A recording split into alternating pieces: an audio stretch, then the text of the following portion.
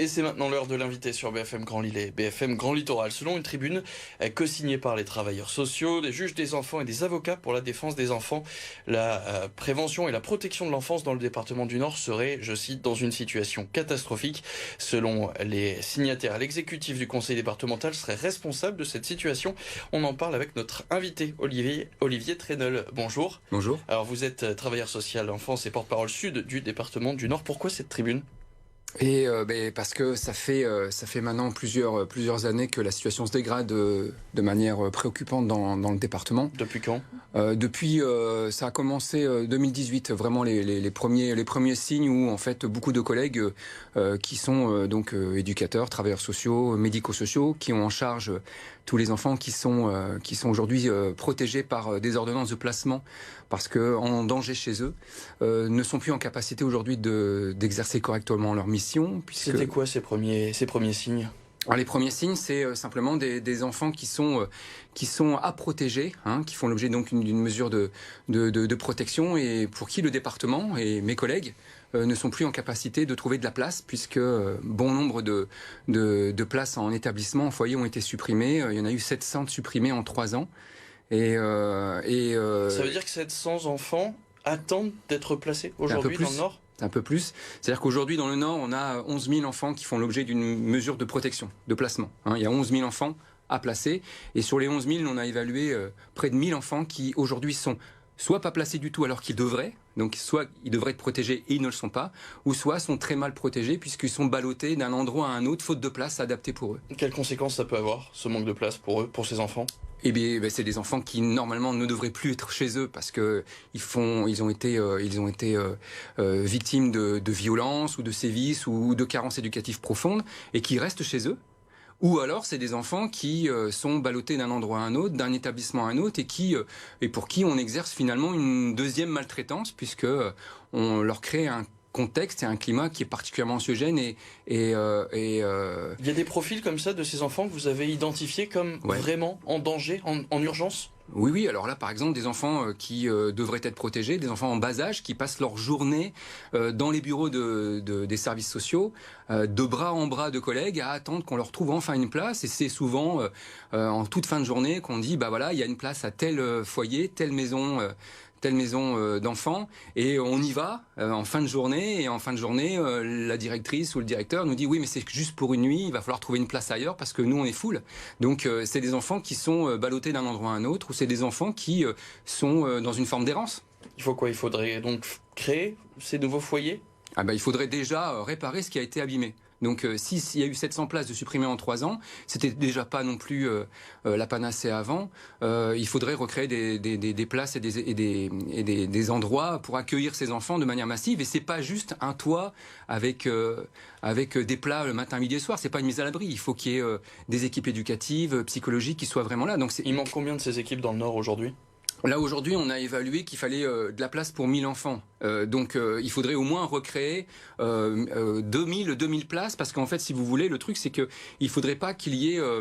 il faut pas qu'on soit à flux tendu. Il faut qu'on ait suffisamment de places en établissement pour permettre à tous les enfants de trouver une place adaptée. 2000 places, mais aussi des encadrants, des professionnels autour. Bien sûr, quand on parle de place, c'est pas juste un lit avec des plats chauds et des plats chauds le matin, le midi et le soir. C'est une équipe éducative, c'est des psychologues, c'est tout un plateau technique qui est combien il là manque de ces personnels dans le Nord ? Alors ça, c'est difficile à évaluer aujourd'hui. Nous, quand on qualifie le nombre de places, en général, une place, ça dépend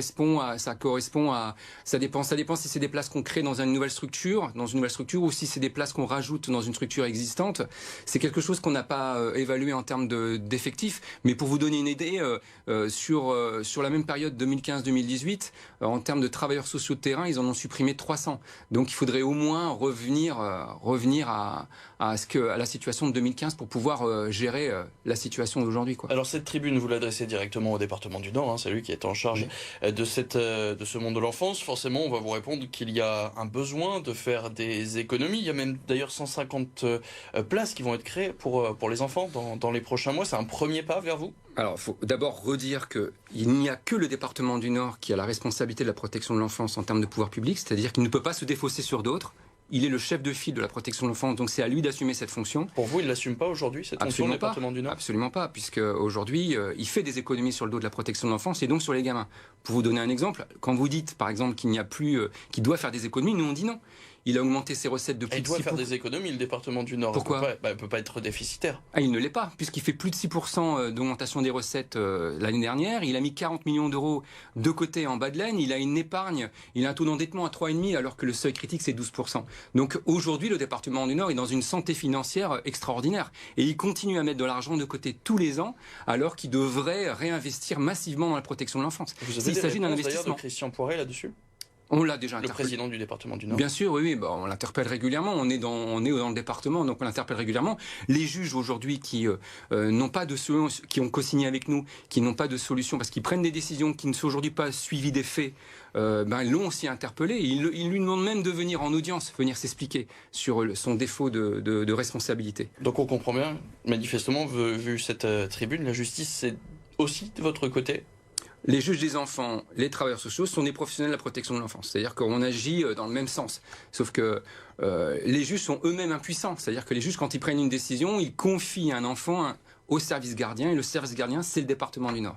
Mais quand ils se rendent compte qu'ils confient un enfant au service gardien, qui est le département du Nord, et que le département du Nord ne remplit pas ses engagements, voire se défausse, oui, les juges sont dans la même situation que nous. Et c'est pour ça qu'on parle d'une même voix. Et c'est pire dans le Nord qu'ailleurs, dans d'autres départements de France? On est précurseurs. Malheureusement, ce qu'on vit ici, on le vit depuis maintenant plusieurs années. Ça devient de plus en plus critique.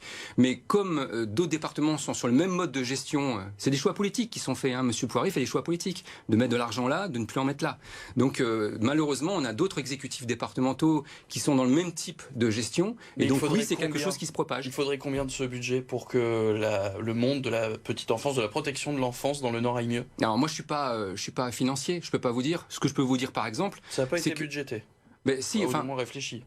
Si vous voulez, entre 2021 et 2022, il y a eu une augmentation de 1000 enfants à protéger suite au confinement, aux périodes de confinement. Donc il y a une augmentation du nombre d'enfants placés, et massive, puisque c'est 10%, ça représente 10%, et parallèlement à ça, le département a augmenté, juste sur l'année 2021, de 0,1% son budget de la protection de l'enfance.